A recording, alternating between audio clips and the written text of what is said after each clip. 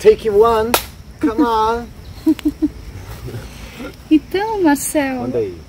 Eu olho pra câmera ou olho pra você, tipo, como fosse doc, assim? Eu acho que pode olhar pra mim. Posso olhar pra você? Legal, né? Que aí parece se não fica essa coisa fixa, né? Também tem um clima mais afetivo, né? Também. Né? Eu sou o Marcel Moreno. Um sertanejo moderno, né, digamos assim, nascido aqui em Imbu, tenho 41 anos de idade.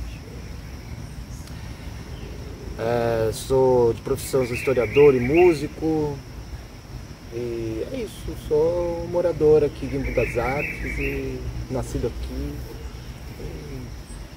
um ser humano da vida, do mundo também. Fala um pouquinho da sua história, assim, quem são seus pais, como que vocês chegaram aqui? Então, eu nasci de fato aqui, né? Como não tinha maternidade na época, a gente nascia em São Paulo, capital, e voltava pra cá, né? Mas meus pais bancários vieram pra cá em 76, acamparam aqui pertinho até. E aí vieram no final de semana pra ver a feirinha e acampar, apaixonaram, moravam em Osasco. E aí pediram transferência no banco, meu pai era do Itaú, minha mãe era do Unibanco. Foram transferidos e vieram para o Imbu, né? Se apaixonaram por aqui também. E aí é onde tiveram os 3 filhos, né? Meu irmão mais velho não nasceu aqui no Imbu especificamente, mas veio para cá muito pequeno também. E a partir daí a gente enraizou aqui, né? E eles também sempre gostaram dessa parte mais de mata, mais rural, né? Meu pai é muito fã de cavalo, essas coisas, então aqui sempre foi propício, né? Perto da capital, mas também com aspecto bucolista, né? De interior, de floresta.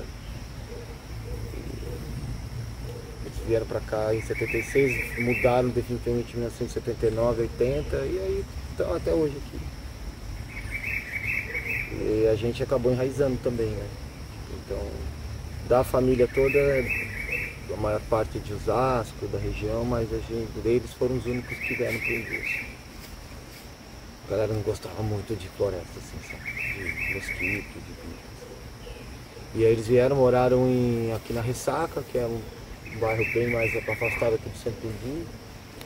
E fazenda, sítio, essas coisas todas. Depois eles vieram mais para cá, perto do centro, né? E aí se consolidou, estabilizaram aqui e a gente está aqui até hoje. Vocês moraram em muitos lugares aqui, assim, circularam bastante em diferentes bairros aqui? Não, poucos, assim, eles vieram para cá, foram para uma região de sítio lá na Ressaca, depois vieram aqui para o centro, ficaram um tempo aqui, 1 ou 2 anos eu acho, e depois fixaram lá, onde até hoje moram. Assim. Então foram poucos, até porque na época não tinha, né, muito bairro, assim, eram poucos que existiam, né, nos anos 70, 80 ali, falando aqui no centro mais, né. Então, ou você vivia na mata ou você vivia nesses bairros mais afastadinhos, assim, ou aqui no centrinho, né, então foi mais ou menos assim que eles fixaram aqui. Se puder falar um pouquinho mais alto, por conta do ruído do rio. Tá.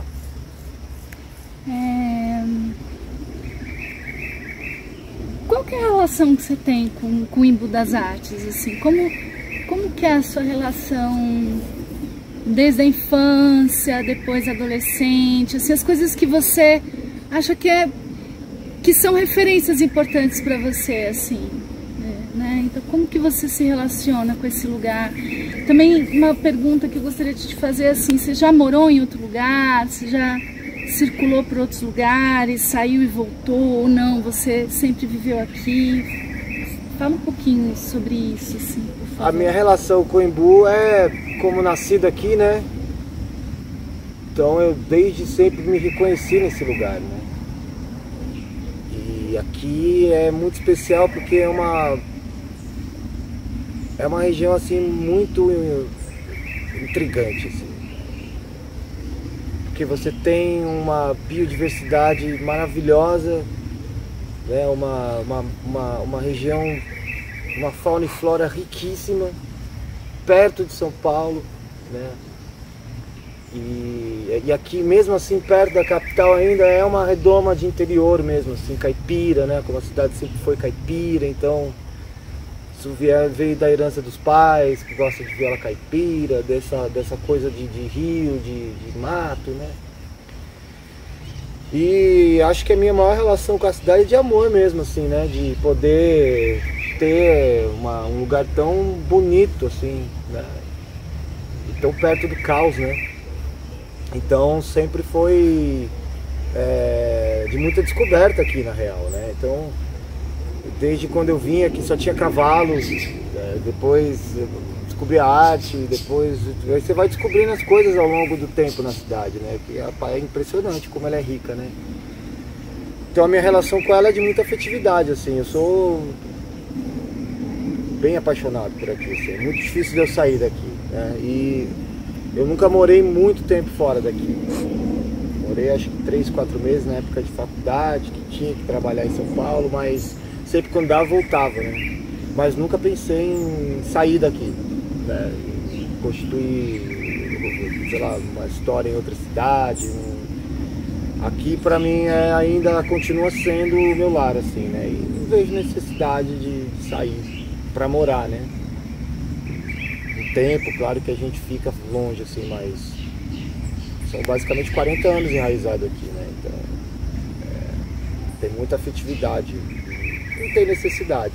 Então a gente vai se adaptando, né? Até trabalho, essas coisas, a vida cotidiana. Então é muito difícil, assim, não é fácil, né? Mas a gente, quando a gente tem amor pelo local, a gente vai ficando, né? Vai enfrentando as dificuldades e vai ficando. E são várias fases que tem, né? Você vai descobrindo a cidade, o seu entorno, né? Então você descobre uma parte, depois você descobre outra, depois outra, e aí você vai se encantando cada vez mais, assim. Então é isso. Em que momento, assim, você se lembra um momento em que você descobriu que você queria pesquisar a história do Embu? Em que momento isso começou a acontecer, assim? Como que foi esse processo de você se interessar pela história do Embu, querer entender mais profundamente esse lugar? Como que foi isso? É curioso essa pergunta, né? Porque eu sou historiador de profissão, fui professor há muito tempo de história também, e terminei a faculdade em 2006 e nunca tinha pensado em abordar a história do Embu. Curioso, né? Mesmo morando aqui. E passaram-se anos, eu, apesar de conhecer alguma coisa, nem aprofundar, eu tinha me aprofundado.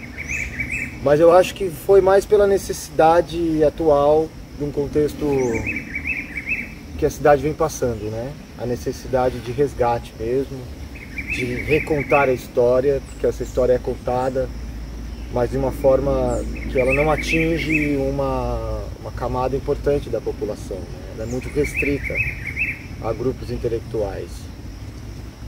E quando a gente percebeu que o Embu estava passando por um processo de desconstrução, e principalmente de regressão nas suas memórias, uma certa confusão do que a cidade é e não é, veio a necessidade urgente, assim, digo até de militar em relação a isso, né?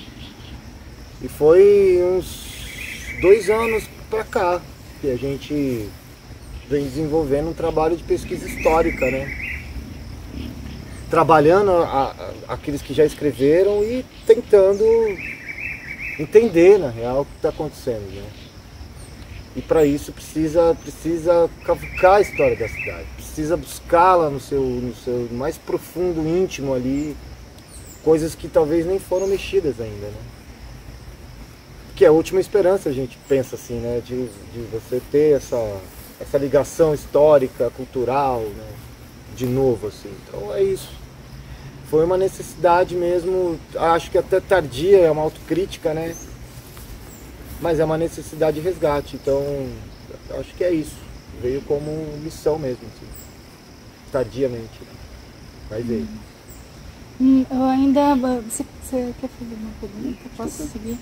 Se eu estiver indo muito rápido, você fala, pode, tá bom? Manda vou aproveitar agora. Aproveita, manda brasa. E mesmo depois pode ser que ainda tenha coisas mais pra frente. Mas dentro disso que você está falando, ainda nesse assunto, assim, teve alguma coisa, algum fato, algum insight, alguma caminhada que você se depara com algum acontecimento na cidade que fala, tem alguma coisa errada, eu preciso me colocar nesse lugar de pesquisar. Você falou, né, que tem uma demanda que foi aparecendo, mas assim, você tem uma memória sobre alguma coisa que mexeu com você a ponto de fazer com que tivesse esse impulso inicial de você se articular com outras pessoas? Ou essa iniciativa foi solitária? Como é que foi isso, assim? O que foi que aconteceu? Alguns fatores, né, que começou a incomodar bastante, né? Primeiro, a relação que já é mais antiga, que é o meio ambiente, que é uma deformação absurda, assim, né, da característica da cidade na sua fauna e flora. Então isso já nos pega já há alguns anos, né? Mas eu acho que o fato que me mais incomodou, principalmente sabendo da história da cidade, o que ela representa para a história do Brasil, foi a modificação estrutural do centro histórico, descaracterização mesmo, intencional, para que essa memória ela seja daqui a pouco tempo reduzida ao esquecimento, o que afeta a cultura imaterial, que é muito rica na cidade, né?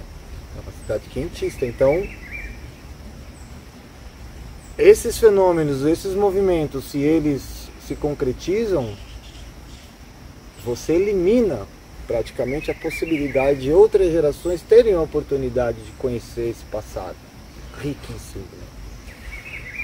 E quando a gente começou a ver que as pessoas também aqui, a comunidade artística, os moradores, começaram a se incomodar e havia uma tristeza no ar, prantos, né, digamos assim, e lamentações em relação à coisa toda, eu acho que aí caiu a ficha, né?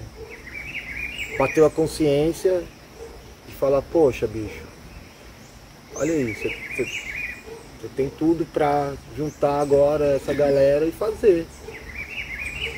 E eu acho que foi meio isso que nos assustou, né? Acho que a pergunta é o que assustou, né? O que nos assustou, a velocidade da coisa, né? Então alguns fatores políticos, econômicos são inevitáveis, assim, não dá para evitar. Mas hoje a gente está naquela, preservar o que sobrou, né? E para isso, contar a história, porque a população não tem acesso à história, né? Primitiva, até mesmo contemporânea. E vimos também que ninguém faz. Já fizeram muitos poucos, mas essas pessoas também estão cansadas, né? Então, esse ato essa falta de militância, falta de engajamento, de discussão, de chamar a sociedade para debate, para entender o que está acontecendo, foi o grande motor.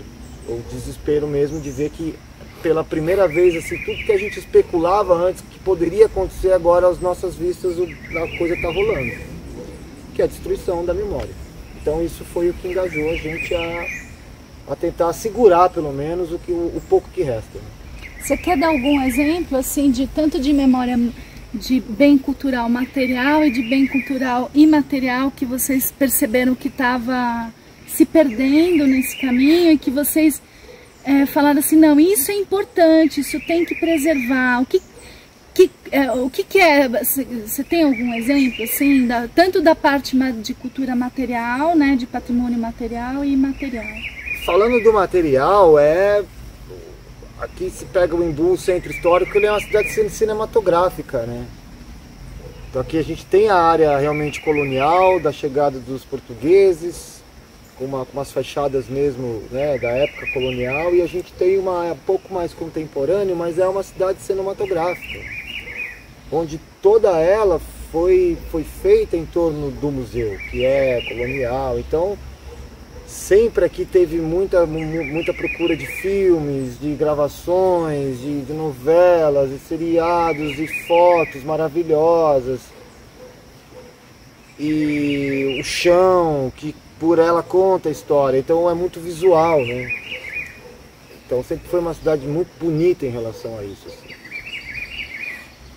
E uma acarreta a outra, porque se você tem essa degradação dos prédios, da memória, alteração, né, do seu contexto histórico, social, você altera naturalmente a cultura imaterial, que a gente é muito rico aqui nas lendas, na cultura caipira, na hiper mega diversidade religiosa que existe aqui, desde o sincretismo europeu com o indígena, né? Sempre aqui teve, ao longo do processo histórico. As danças, os ritos caipiras com indígenas, com europeus, assim, que se torna uma coisa única. O batuque muito forte dos afros, né? E isso vai se perdendo ao longo do tempo, né? O Embu é grande, ele não é só o centro histórico, ele tem uma parte periférica gigantesca, né? Gigantesca.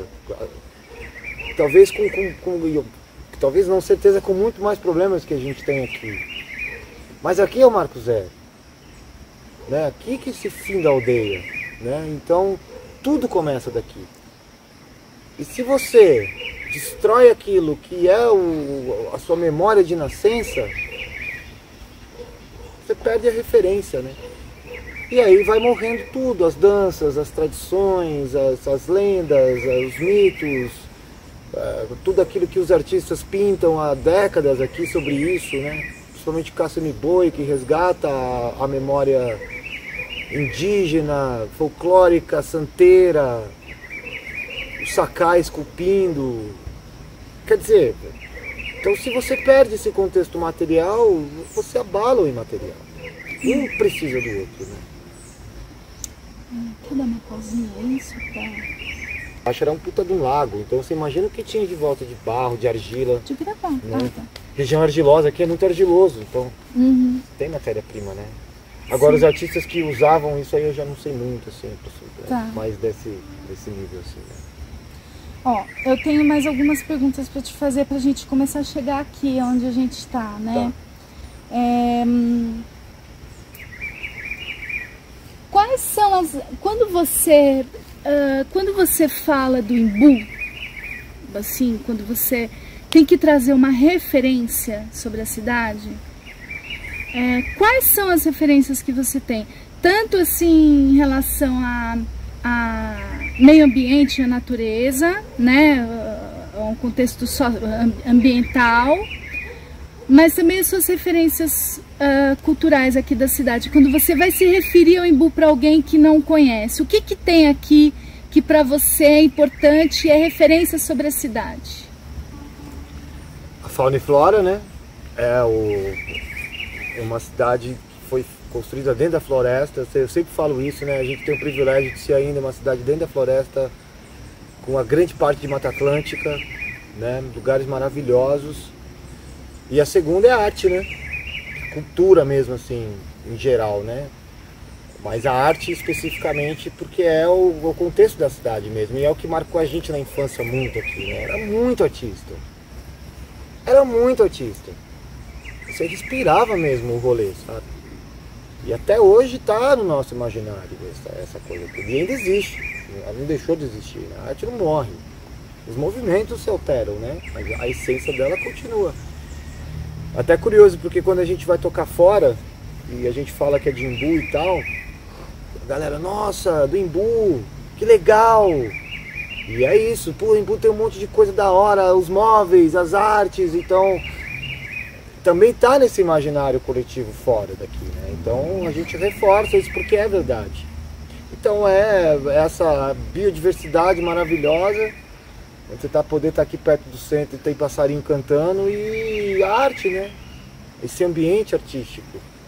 E a igreja, o museu, que é o que atrai também, né? Então é o charme disso tudo, sabe? Então acho que são esses os pontos que eu mais levo, assim, e quando perguntam ou quando tem necessidade de falar, eu falo dessas coisas, assim. E qual que é a sua relação com os rios aqui do Imbu?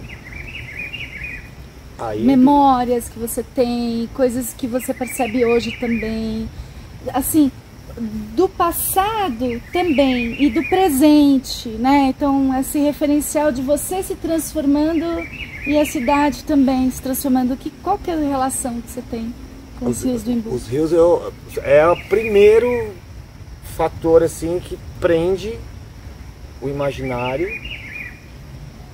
não só lembranças, mas uma realidade. Por quê? Porque toda a infância, basicamente não minha, eu posso dizer assim, de grande parte dos meus amigos tem a minha idade, pessoas que a gente são colegas e conversa sobre isso às vezes, são os rios. Por quê? Porque é uma infância que a gente foi criado aqui dentro do meio do mato, né? Então a gente não tinha, nessa região mais da floresta, a gente não tinha preocupação com bandido, com ladrão. A gente tinha preocupação com onça, com bicho, com mosca, com inseto. E rodeado de água. Então a gente cresceu, eu na região que eu nasci, eu tinha a 100 metros da esquerda eu tinha um lago e a 100 metros da direita da minha casa outro. A 200 metros que eu descia tinha uma nascente. A gente vinha até aqui o centro, rio que corta a cidade. Ia lá para Ressaca, Lagoa Azul, mais 2 lagos. Aí ia para outro bairro, você sempre tinha um lago, né? Então esses lagos eles eram pertencentes à nossa vida, né? Tanto para pescar, quanto para nadar, quanto para fazer tudo no entorno dele, né? Ele é parte nossa, faz parte do corpo, faz parte da respiração, faz parte da vivência na cidade, né? Então você imagina, é passar dos seus 4, 5 anos da sua memória até os 15, 16, nesse meio.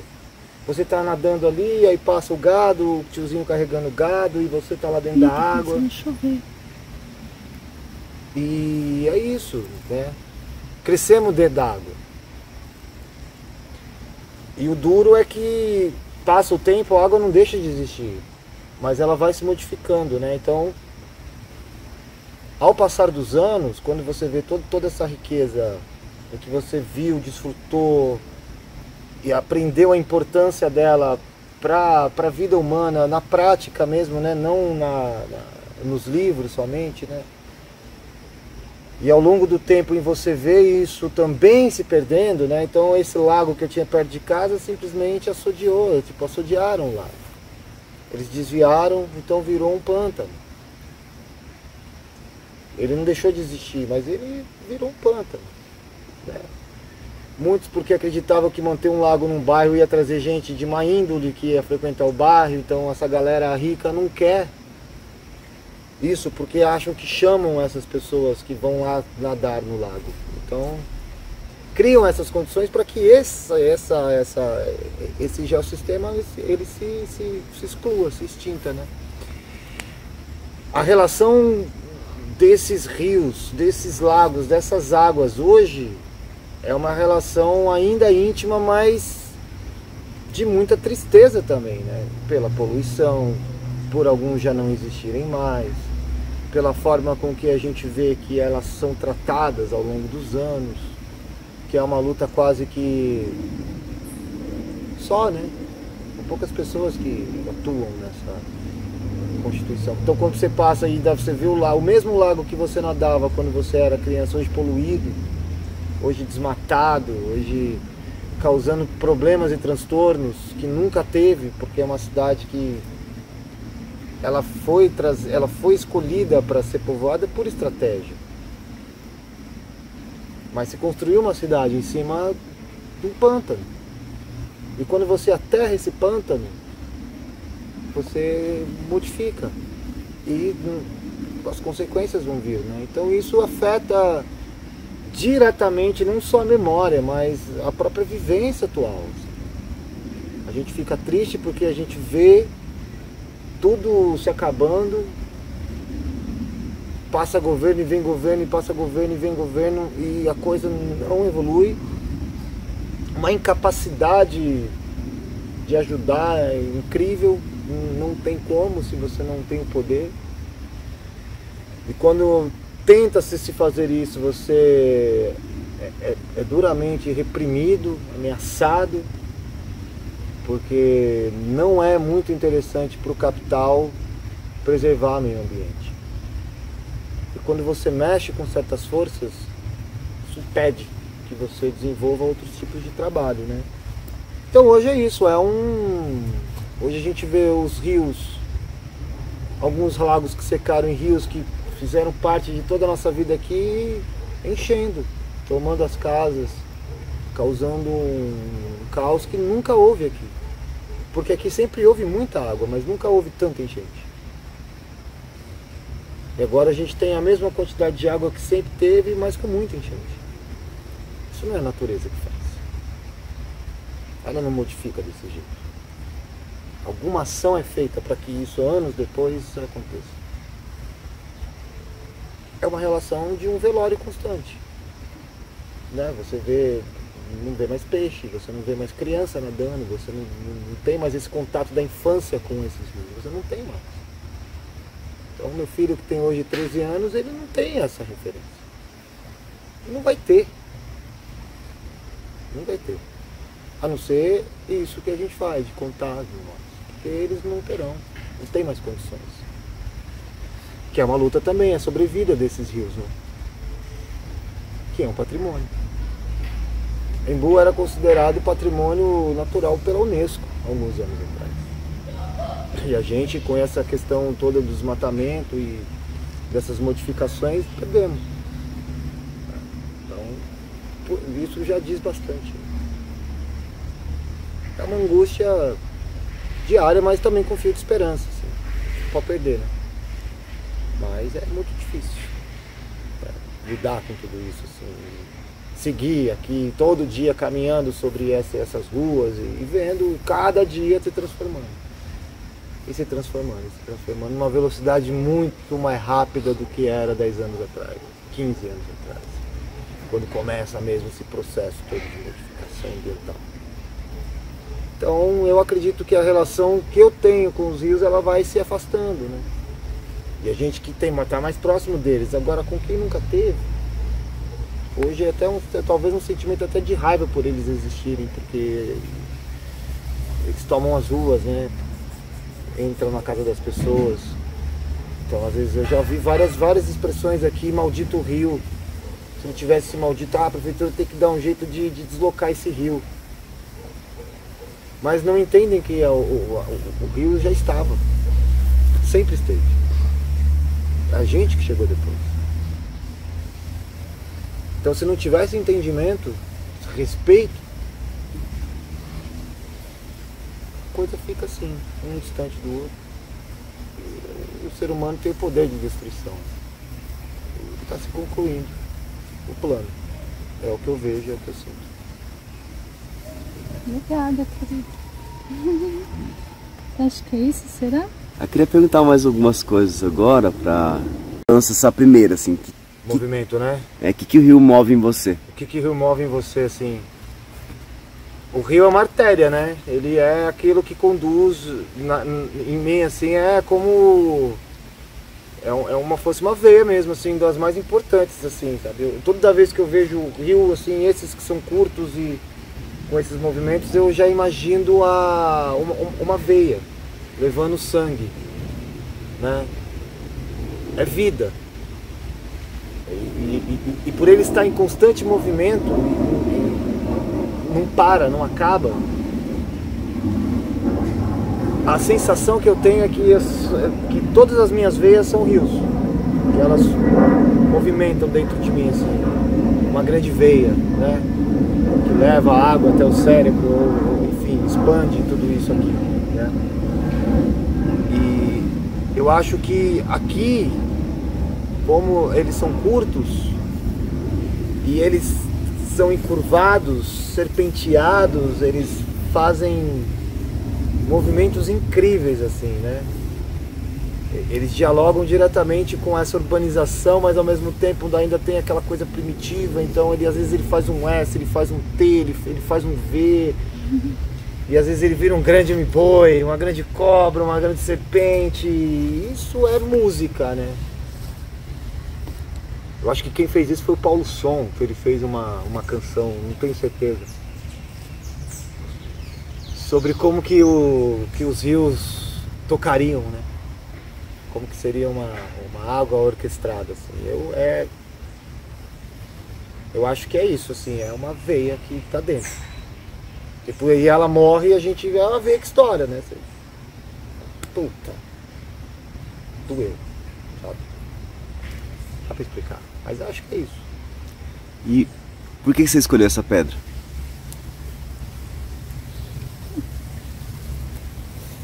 Porque assim como a água, essa pedra provavelmente ela chegou na formação do planeta, né?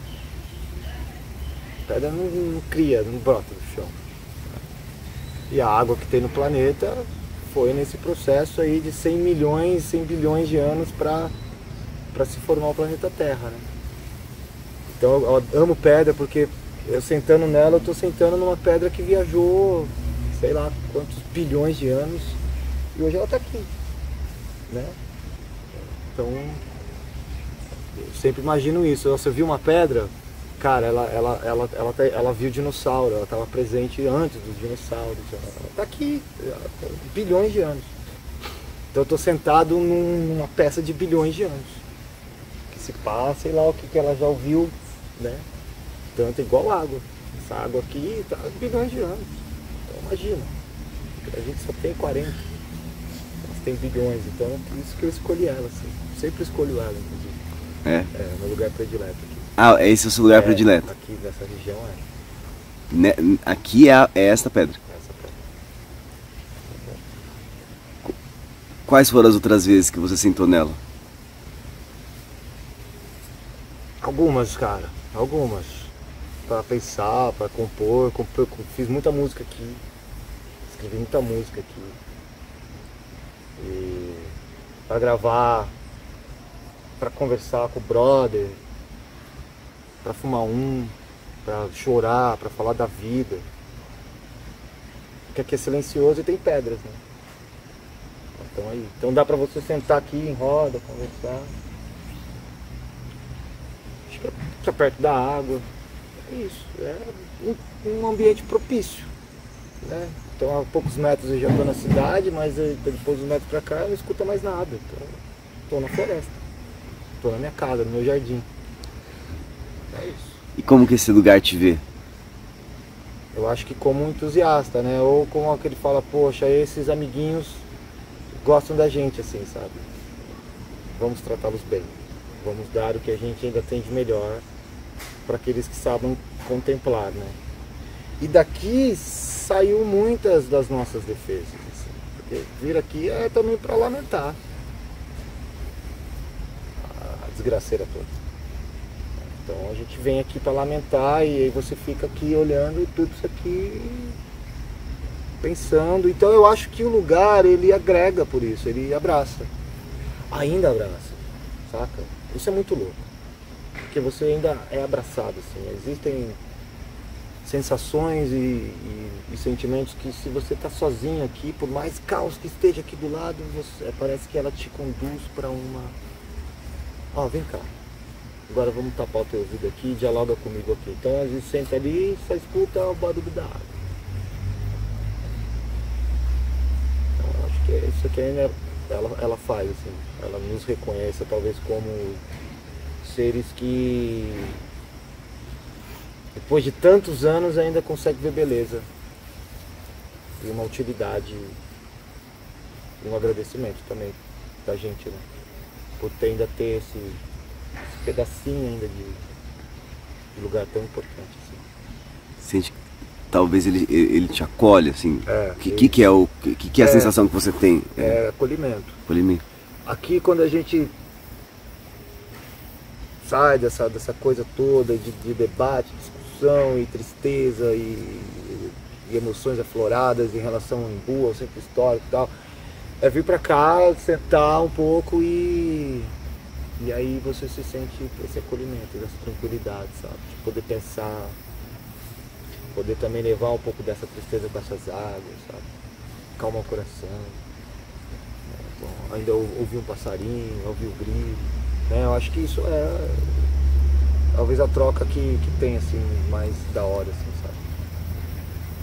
Mas o rio também lamenta pra você? Lamenta. O que ele te rio, fala? Ele lamenta o tempo todo, né? Ele chora o tempo todo, né? Ele se comunica o tempo todo, né? Eu acho que o maior ápice de desespero do rio é quando ele sobe e começa a invadir, e fica violento, e fica agressivo, ele muda a cor, ele... Por exemplo, tem dias que ele está silencioso, tem dia que ele está agressivo, não quer ver ninguém, a gente não consegue descer, sabe? Não quer, ele não está afim, está revoltado. A gente tem uma expressão que a gente usa que o boi, a cobra grande, ela está cansada, muito cansada, mas vingativo. Então talvez eu usaria essa expressão para os nossos rios também, né? Eles estão cansados, mas estão vingativos. Então eles dialogam com a gente o tempo todo. Choram de ver a gente chorar, a gente chora de vê-lo chorar, né? A vida que havia dentro dele já não é tão abundante. E é como uma mãe, talvez, que seque o ventre, sabe? Não pode mais ter seus filhos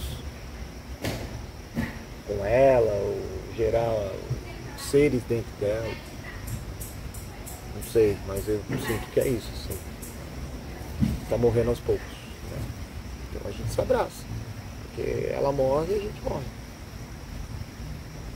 Então uma hora vai todo mundo morrer, se for por esse sentido e essa velocidade. Então o que tem que fazer é abraçar, falar sobre ela, sentir sobre ela, escrever sobre ela, chorar com ela, rir com ela. E ter a memória. Porque é um pessimismo, mas também é uma realidade, mas sempre tem a esperança, né? Mas a esperança vem de que ela existe ainda, né? E existem pessoas boas que pensam nela, poucas, mas pessoas boas como vocês, assim, que dão essa oportunidade de poder falar sobre isso, porque poucas pessoas falaram sobre isso até hoje. Então, isso é esperançoso. Então eu sou muito agradecido por isso. O que está por baixo do rio? O que está por baixo do rio? Muita vida, muito nascimento, mas muito sangue, muita coisa seca, né? muita verdade escondida. Mas o principal é que debaixo dela também é água, né? E água é vida, né? Então, enquanto ela circula aqui ainda no seu extremo, embaixo ela anda mais viva do que nunca. Mas pode secar também. Se tivesse uma terceira margem, o que você falaria sobre isso? Se tivesse uma terceira margem, seria a margem do paraíso, né? Eu acho que seria aquela margem onde te leva mesmo para tudo aquilo que você espera que seja de bom para essas águas, sabe? A margem da esperança, a margem do paraíso, a margem do túnel do tempo. Até brinco, né? Puta, pô, essa margem podia ter um túnel que você voltava no tempo e... tudo lindo, maravilhoso, né? Mas eu acho que se tivesse uma terceira margem mesmo, seria eu iria nela com a margem da esperança. Essa se abriu mais uma margem aqui, então essa é a margem divina. É lá dos indígenas, é lá de boi, sabe? Da cobra grande, é dos ancestrais gritando, ou nos permitindo, né? Falar, vai que rola, vai que dá certo, chama a gente aqui que a gente cola. Então, talvez. Espero que não seja marginalizado, né? Que essa margem não seja, nesse caso, marginalizada, né? Que essa margem seja uma terceira margem compreendida. Quando um rio abre um braço, o que acontece? Quando o rio abre um braço,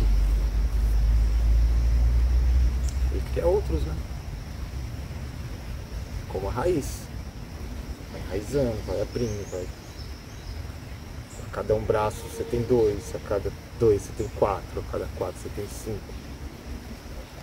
Então, e também é o grito de esperança, né? Eu tô abrindo os braços, ó, venha, vamos, né? O socorro. Pode ser muitas coisas, mas nesse sentido, nessa literatura, nesse subjetivo, né? É a possibilidade de outros braços, novas perspectivas, mudança. Né? Ninguém abre o braço para cair para trás, né? Ninguém abre o braço para correr para frente, ou para agradecer, ou para criar novas sensações. Talvez seja isso. E o que o Rio tá te falando hoje? Preciso de ajuda. A gente não tá aguentando mais. E o que o Rio tá te falando agora? Agora, confia. Confia que pode rolar. Continua o trampo. Pra vocês também. Valeu. Nós vamos seguir firme. Estamos aqui quase padecendo, mas ainda há vida. É isso aí. Acho que é o que ele diz agora.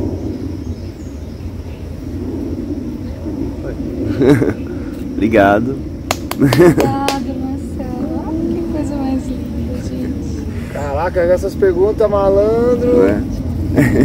Você faz assim, você fala, nossa, mano. Porque você pega bem na curva mesmo. Cara, isso é do caralho, isso aí. Porque quem é entrevistado não tá esperando esse tipo de pergunta. Nem quem tá entrevistando. Acontece. Exatamente, essa coisa mais.